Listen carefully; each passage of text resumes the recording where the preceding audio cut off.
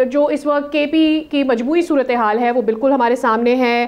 अमन व अमान में हमें लगता है कि यहाँ पर बहुत सारी चीज़ें हैं जिनको बेहतर बनाने की ज़रूरत है, लेकिन हुकूमत की अपनी जो कारकर्दगी है उसके ऊपर भी एक सवालिया निशान बना हुआ है, क्योंकि हुकूमत उस तौर से लग ऐसा रहा है कि इंगेज नहीं कर पा रही है, चाहे फिर वो दहशतगर्दी का मामला हो या फिर बॉर्डर मैनेजमेंट का मामला हो। क्या लूप होल्स हैं आपकी नज़र में?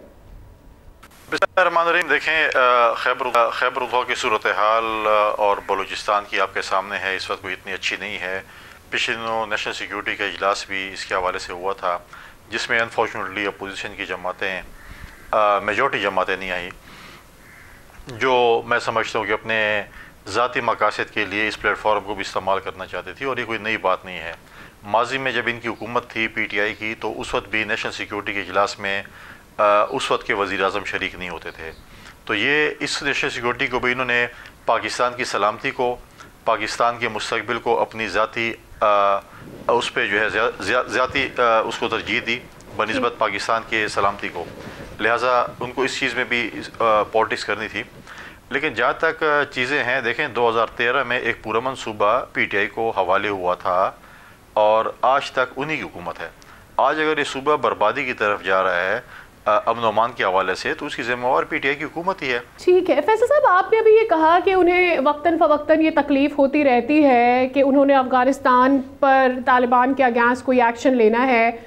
क्या अगर ऐसा कोई वेंचर उनकी जानिब से दोबारा से इनिशिएट किया जाता है तो हमने क्या अभी तक अपना सबक सीखा नहीं है? इतनी जानों की कुर्बानियाँ देकर और किसी और के मसले में पढ़कर और अपनी बेसिस वगैरह देकर, You think we are going to go towards this again? हम इसमें दोबारा हिस्सा लेंगे? देखें, हमने सबक कई दफ़ा सीखा है, लेकिन स्ट्रेटेजिकली हम एक ऐसी जगह पे मौजूद हैं जहाँ पर आप देखें कि कुछ मजबूरियाँ होती हैं, कुछ चीज़ें होती हैं जिसको जो है वो आपको देखना पड़ता है। खुशकिस्मती या बदकिस्मती से हम एक ऐसी जगह पे बैठे हैं जहाँ पर हमारे बॉर्डर पे अफ़गानिस्तान मौजूद है। लेकिन सवाल ये सोचने को मिल रहा है कि सिर्फ पाकिस्तान में क्यों, क्या अफ़गानिस्तान के साथ बाकी ममालिक के बॉर्डर्स नहीं हैं? क्या वहाँ पर भी ये चीज़ें हो रही हैं? यहाँ पर बेसिकली मसला यहाँ पर अभी जो चल रहा है, कुछ पाकिस्तान के जो हमारे मुल्क दुश्मन हैं वो सिर्फ उस सरजमीन को इस्तेमाल कर रहे हैं, कुछ CPEC के दुश्मन हैं, कुछ चाइना के दुश्मन हैं, तो वो सारे जो है वो सरजमीन अफ़गानिस्तान की इस्तेमाल कर रहे हैं पाकिस्तान के में ये काम करने के लिए। हमने बारहा अफ़गान हुकूमत को भी ये बात बावर कराने की कोशिश की, हमने फ़ॉरेन ऑफिस के थ्रू भी की, हमने बाकी चैनल भी इस्तेमाल किए कि आप अपनी सरजमीन जो है वो पाकिस्तान के ख़िलाफ़ इस्तेमाल ना होने दें। आप लोगों की रिफ्यूजीज़ को अपने सालों साल यहाँ पर रखा, हमारे भाई हैं, हमारे बहनें हैं, मुश्किल वक्त में हमने उनको रखा। लेकिन आज उसका ये सिला है कि आपकी हुकूमत फैसिलिटेटर बनी हुई है। अगर आप दहशतगर्दों को कंट्रोल नहीं कर रहे तो इसका मतलब आप उनके फैसिलिटेटर बने हुए हैं और उनको ये सरजमीन, क्योंकि यहाँ पर 70 से 80% पाकिस्तान में जो इंसर्जेंसी हो रही है वो अफ़गानिस्तान के ज़रिए हो रही है।